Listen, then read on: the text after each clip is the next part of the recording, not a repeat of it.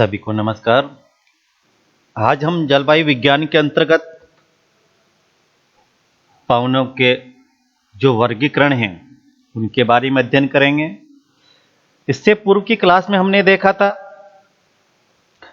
पवनों का वर्गीकरण क्या था कि इस धरातल पर इस भूमंडल पर कौन कौन सी प्रकार की पवनें पाई जाती है, वह स्थायी प्रकार की है या अस्थायी प्रकार की है। इसमें हमने विभिन्न स्थायी पवनों की बात की थी, जिनके अंतर्गत हमने विषुवत-रेखीय पछुआ पवन की बात की थी, व्यापारिक पवन की बात की थी, पछुआ पवन की बात की थी और ध्रुवीय पवन की बात की थी। उसके बाद हमने सामयिक पवनों के बारे में अध्ययन किया था, जिसमें हमने मानसूनी पवन, स्थल एवं जल समीर के बारे में अध्ययन किया था और उसके बाद हमने पर्वत समीर एवं घाटी समीर के बारे में अध्ययन किया था। उसके बाद हमने कुछ स्थानीय पवनों के बारे में भी अध्ययन किया था कि ये पवनें किस प्रकार की है, किन स्थानों पर चलती है और स्थानीय पवन जो चलती उसका कारण क्या था। उस वक्त हमने पढ़ा था कि स्थानीय तापमान एवं वायु दाब में अंतर के कारण स्थानीय पवनों की उत्पत्ति होती है और इसका प्रभाव सीमित क्षेत्र में देखने को मिलता है। ये स्थानीय पवन भी दो प्रकार की होती है। जब हमने पूर्व में बात की थी तब हमने स्थानीय गर्म पवनों की बात की थी, जिनमें फोन, चिनूक, जैसा कि आप मानचित्र में देख रहे हो, चिनूक, फोन, लू, हरमट्टान, बर्ग, काराबुरान, इसके अलावा सेमुक,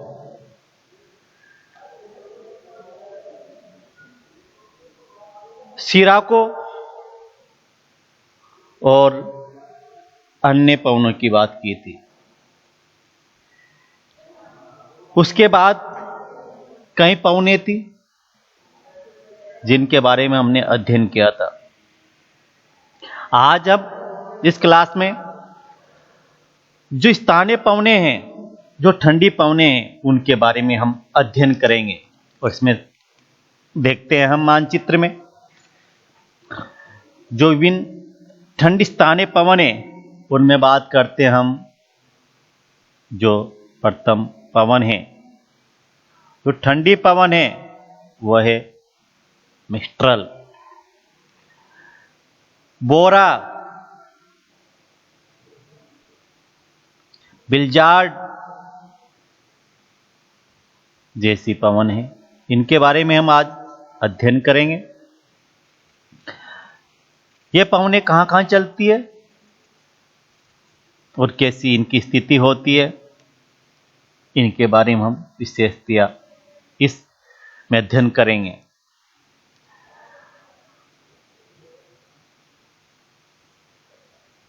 यदि हम इस मानचित्र को देखें, जिनमें मिस्ट्रोल है, बोरा है, ये ठंडी पवनें जो विशेषतया यूरोप महाद्वीपीय क्षेत्र में चलती है।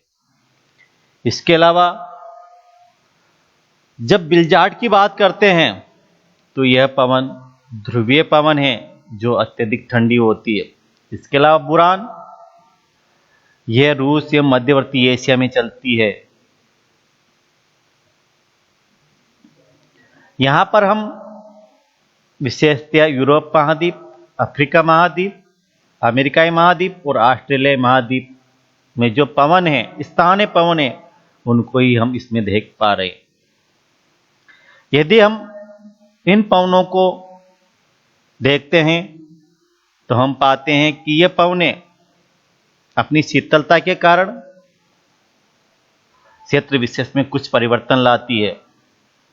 हम स्थानीय पवनों में देखते हैं जो ठंडी हवाएं हैं, ठंडी पवन है, उसके बारे में हम देखते हैं तो जो स्थानीय हवाएं हैं, ठंडी हवाएं हैं, उनमें जो प्रथम नाम आता है वह है मिस्ट्रॉल का। जैसा कि अभी हमने मानचित्र में देखा, यह पवन फ्रांस में आल्प्स पर्वत से भूमध्य सागर की ओर प्रवाहित होने वाली हवा है।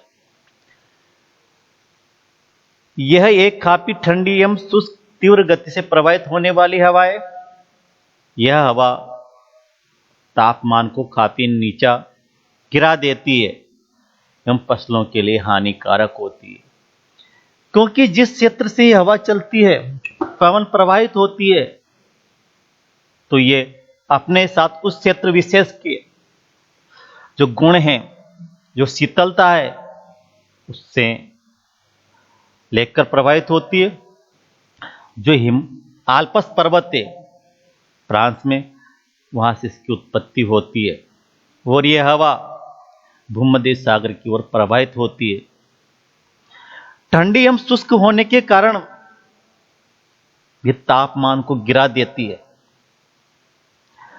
और जिससे इस क्षेत्र में तापमान काफी नीचा हो जाता है और ठंडा होने के कारण या तापमान कम होने के कारण फसलों को काफी मात्रा में नुकसान पहुंचता है और ये हानिकारक पवन है।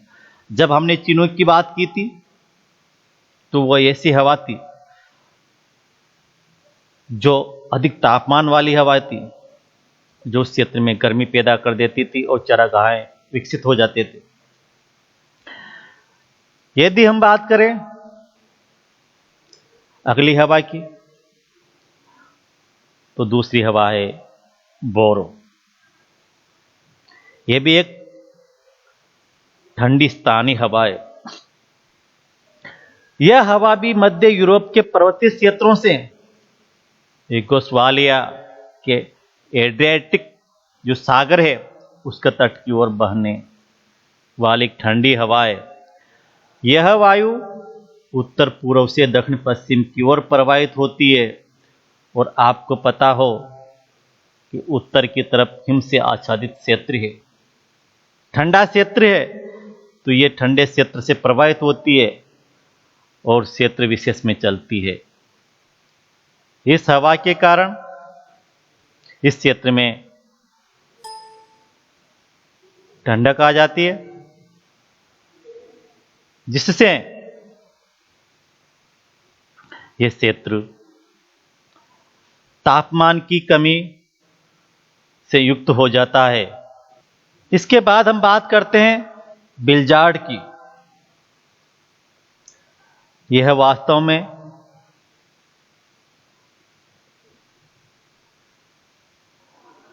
ध्रुवीय पवन है जो अत्यधिक सर्द एवं हिमकणों से युक्त होती है। यह पवन साइबेरिया एवं उत्तरी अमेरिका के उत्तरी भाग में प्रवाहित होती है। ध्रुवीय पवन होने के कारण यह अत्यधिक सर्द होती है, हिमकणों से युक्त होती है और यही कारण है कि साइबेरिया में और उत्तरी अमेरिका के उत्तरी भागों में अत्यधिक शीत ऋतु होती है। साइबेरियाई क्षेत्र में अत्यधिक शीत ऋतु होती है और हवाएं अत्यधिक ठंडी हो जाती हैं। इसके बाद हम बात करें अगली पवन की, तो इसमें हम देखते हैं कि जो अगली पवन है यह रूस से मध्यवर्ती एशिया में प्रवाहित होती है और इसे कहा जाता है बुरान। उत्तर पूर्वी स्थानीय पवन को बुरान कहा जाता है और यह पवन शीतकाल में हिमकणों से युक्त जो बुरान होते हैं उनको पूर्गा कहा जाता है। जब हम बात करते हैं रसिया और मध्यवर्ती एशिया, तो यह क्षेत्र किसी पर्वत विशेष से अवरुद्ध नहीं है।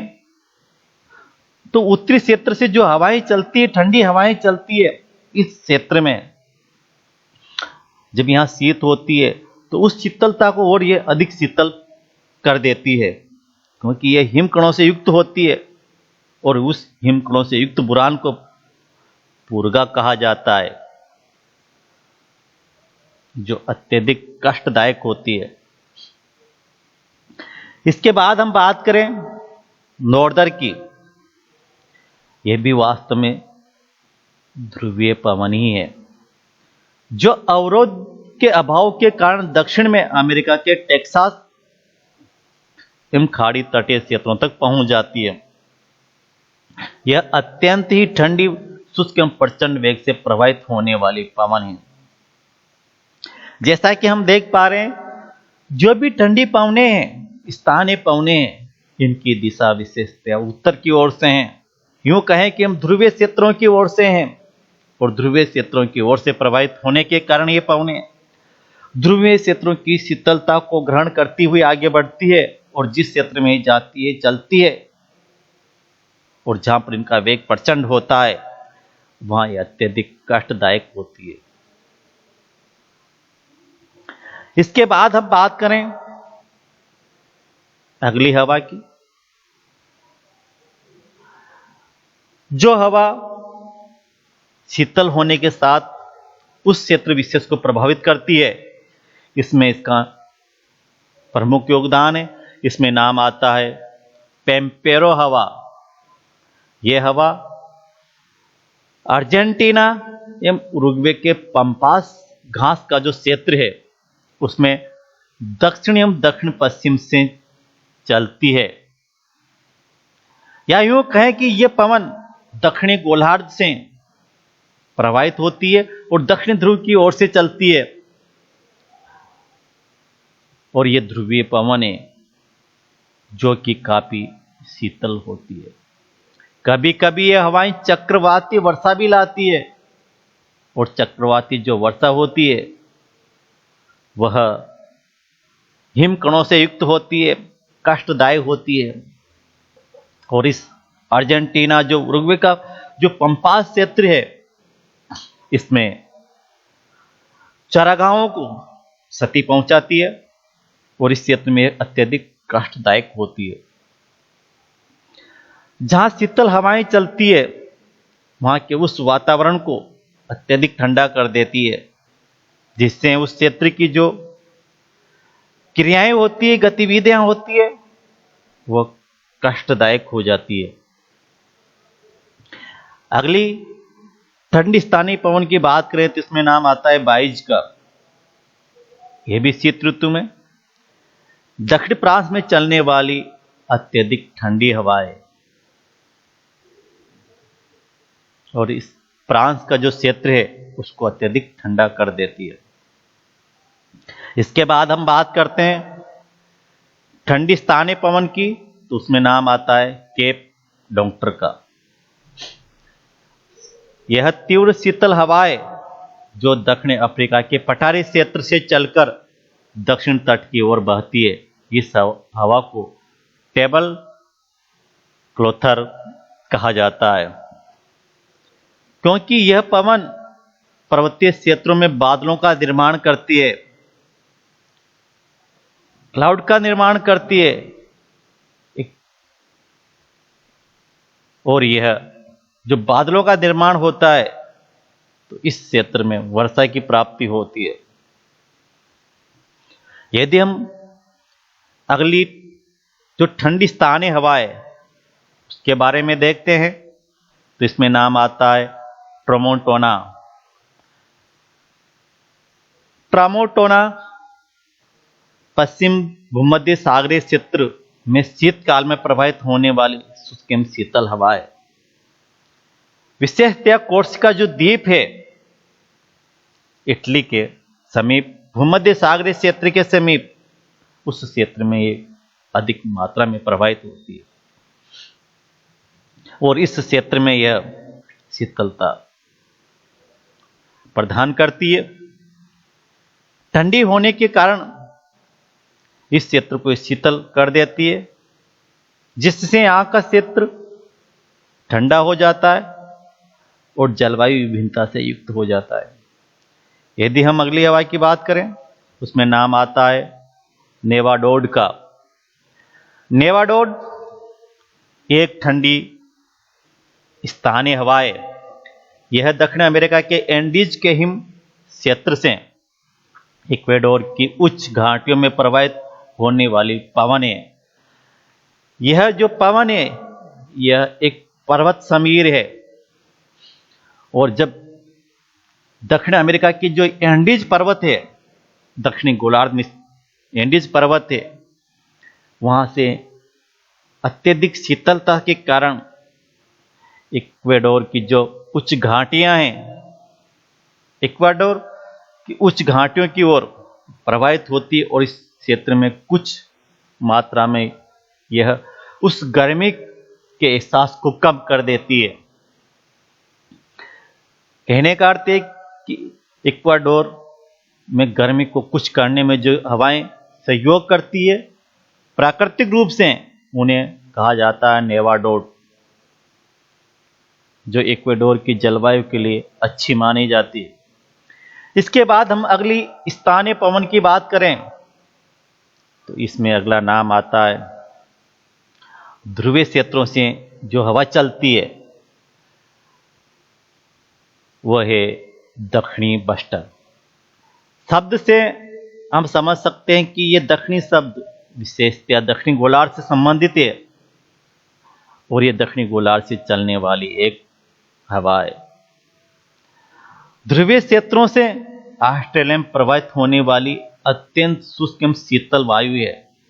जो गर्म ऑस्ट्रेलिया जो जलवायु है, उसमें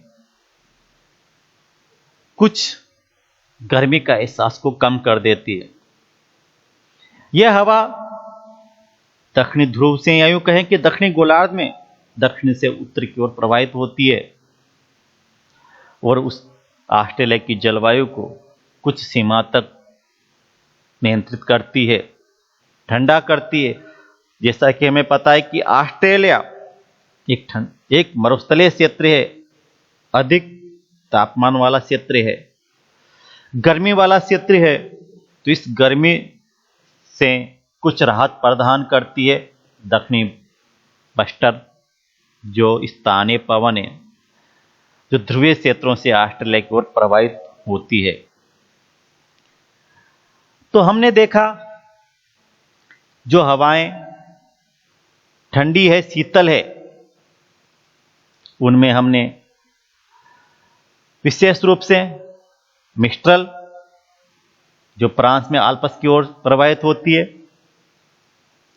यहां पर हम देख पा रहे हैं बोरो, और इटली की जो बात की थी हमने, वहां पर भी यह हवाएं प्रभावित होती है। हमने भी बात की थी जो हवा थी, वो एक हवा पड़ी थी हमने पेम्पेरो। ये पेम्पेरो जो हवा है, ये अर्जेंटीना और जो उरुग्वे है उस क्षेत्र में चलती है। तो इस प्रकार हमने ठंडी हवाओं के बारे में विस्तृत वर्णन किया कि कौन कौन सी हवा है, किस किस को ये प्रभावित करती है, और किस क्षेत्र से हवाएं चलती है। इन हवाओं की क्या क्या विशेषताएं हैं, और ये किस प्रकार जलवायु को प्रभावित करती है। इसके बाद हम यदि अन्य हवाओं की बात करें, जिनमें कुछ स्थानीय पवनों भी है। अन्य स्थानीय पवनों में हम देखते हैं, इनमें अलग अलग क्षेत्रों में अलग अलग पवनें मिलती है, जो क्षेत्र विशेष में चलती है। जैसे हम नाम ले लेवेंट, यानी लेवेंटे का। लेवेंटे यूरोप महाद्वीप में प्रवाहित होने वाली एक ठंडी स्थानीय पवन है। यह पवन फ्रांस एवं स्पेन में चलती है, प्रवाहित होती है, और इस क्षेत्र में यह जलवायु जो विशेषता है उसमें कुछ परिवर्तन करती, उसको अत्यधिक ठंडा करने में सहयोग करती है। लेवेंटे फ्रांस या स्पेन में चलने वाली एक ठंडी हवा ही नहीं, जलवायु को प्रभावित करने वाली एक हवा है जो इस क्षेत्र में शीतलता को और बढ़ा देती है। इसके अलावा बात करें स्विट्जरलैंड की, तो इस क्षेत्र में एक हवा चलती है, उसका नाम है जोरन, जो स्विट्जरलैंड की जलवायु को शीतल करती है। इस क्षेत्र में शीतलता प्रदान करती है, जलवायु को ठंडा कर देती है, और जो भी हवाएं हम देख रहे हैं ये विशेषतया शीतकाल में ही प्रवाहित होती है। इसके बाद हम बात करें अगली हवा की, तो वह हवा है हबूब, जो सूडान में चलती है। सूडान की जलवायु को कुछ हद तक यह वायु से मुक्त प्रदान करती है। यूं कहे कि गर्म जो तापमान है, गर्म जो जलवायु है, उससे राहत प्रदान करती है। और हबूब सूडान में चलने वाली एक ठंडी स्थानीय हवा है। इसके अलावा बात करें हम अन्य स्थानीय ठंडी हवाओं की, तो इसके अंतर्गत हम देखते हैं ग्रेगाले। ग्रेगाले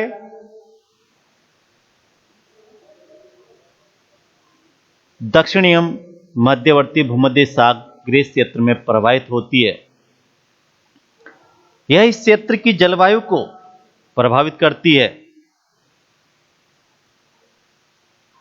यहां जो ठंडी हवाएं चलती है, उनसे इस क्षेत्र में जो चक्रवात उत्पन्न होते हैं, उनमें अधिकता आती है, गति प्रदान होती है। तो यूं कहें कि जो दक्षिण मध्यवर्ती भूमध्य सागरीय क्षेत्र है, वहां ग्रेगाले नामक ठंडी स्थानीय पवन चलती है। इसके बाद हम बात करें ब्राजील में, तो ब्राजील में एक हवा चलती फ्राइजेम। फ्राइज का अर्थ यानी फ्रीज का अर्थ हम यदि देखते हैं तो वो उसका अर्थ होता है हिम जमाने वाला, फ्रीजर, हिम जमाने वाला। यह हवा जो चलती है ये ब्राजील के क्षेत्र में चलती है और उसका नाम फ्राइजेम, यानी अत्यधिक ठंडा करने वाले, बर्फ जमाने वाली ऐसी हवाएं है जो ब्राजील की जलवायु को विकट कर देती, ठंडक पैदा कर देती है। इसके बाद हम बात करें अगली हवा की, तो उसमें हम देखते हैं मेस्ट्रो, भूमध्य सागरीय क्षेत्र में प्रवाहित होती है। इसके बाद हम बात करें अगली हवा की, पवन की, जो ठंडी स्थानीय पवन है, उसमें हम पापागयो का नाम प्रमुख पाते हैं। पापागयो यानी मेक्सिको में चलने वाली, जो उस मेक्सिको की गर्मी को शीतलता में परिवर्तित करने में महत्वपूर्ण भूमिका निभाती है। यह पापागयो एक ठंडी हवा है, ठंडी पवन है, जो क्षेत्र की जलवायु को गर्मी से प्रभावित होने से रोकती है। इसके बाद हम बात करें सिस्टन की, यह भी एक स्थानीय हवा है। सिस्टन यानी 120 दिन की पवन, ईरान के सिस्टन प्रदेश में चलती है, इस वजह से इसका नाम सिस्टन रखा। क्षेत्र विशेष में चलने के कारण इसे कहते हैं हम सिस्टन। 120 दिन पवन चलती है और ईरान की जलवायु को, जो एक मरुस्थलीय जलवायु के अंतर्गत आता है, इस ठंडी हवा के फलस्वरूप वह क्षेत्र गर्म नहीं होकर ठंडा मरुस्थलीय क्षेत्र है। इस सिस्टन प्रदेश में इस शीतल हवा के कारण यहां गर्मी लगभग 6 माह तक कम हो जाती है। इसके बाद हम बात करें ऑस्ट्रेलिया में एक हवा चलती, उसका नाम है विली विली। यह हवा ऑस्ट्रेलिया में ठंडी हवा है। विली विली ऑस्ट्रेलिया की जो गर्म जलवायु है उसको प्रभावित करने में महत्वपूर्ण भूमिका निभाती है और एक ठंडी पवन है। इसके बाद हम बात करें टेरेल की। टेरेल पेरू और चिली के पश्चिमी तट पर प्रवाहित होती है, जो दक्षिणी अमेरिका महाद्वीप है, जिसमें चिली और पेरू जो प्रशांत महासागर के तटीय क्षेत्र में है, इस क्षेत्र पर यह हवा प्रवाहित होती है। इसके बाद हम बात करें टेम्पोरेल की। मध्य अमेरिका में मानसूनी हवाएं। उसके बाद हम देखते हैं विराजोन। पेरू एवं चिली के पश्चिमी तट पर ही यह हवा चलती है। इसके अलावा हम कुछ अन्य स्थानीय पवनों के बारे में बात करते हैं, जिनमें फ्राइजियम, जोरन एवं पापागोयो ठंडी स्थानीय हवाएं, जैसा कि हमने अभी मैक्सिको में देखा था। इस प्रकार ठंडी हवाएं क्षेत्र विशेष की जलवायु को प्रभावित करने में महत्वपूर्ण भूमिका निभाती है। यदि यह हवाएं ग्रीष्म या यूं कहे कि उष्ण क्षेत्र में चलती है तो वहां की जलवायु को आरामदायक बना देती है, क्योंकि इनमें शीतलता होती है, क्योंकि ये ठंडे क्षेत्रों से प्रवाहित होती है। इस प्रकार हमने देखा, जब हमने पवनों का वर्गीकरण प्रारंभ किया था तो उसमें हमने शुरुआत में स्थायी पवनों को, सामयिक पवनों को और बाद में जो स्थान विशेष के पवने हैं उनके बारे में अध्ययन किया था, जिसमें हमने पूर्व में गर्म स्थानीय पवनों के बारे में अध्ययन किया और अभी हम ठंडी स्थानीय पवनों के बारे में अध्ययन कर रहे हैं, जो मुख्य रूप से क्षेत्र विशेष की जलवायु को प्रभावित करने में महत्वपूर्ण भूमिका निभाती है। जिसमें हमने देखा ठंडी पवनों में मिस्ट्रल, बोरा के बाद हमने पढ़ा बिल्जार्ड के बाद बुरान, नॉर्दर्न, पेम्पेरो, बाइज, केप डॉन्क्टर और केप डॉन्क्टर के बाद हमने ट्रामोटोना, नेवाडोड, दक्षिण बस्टर। इसके बाद हमने कुछ अन्य स्थानीय पवनों के बारे में भी अध्ययन किया, जिनमें लेवेंटे, जूरन, हबूब, ग्रेगाले, फ्राइजियम इत्यादि ठंडी स्थानीय पवनों के बारे में हमने इस क्लास में विस्तृत अध्ययन किया। धन्यवाद।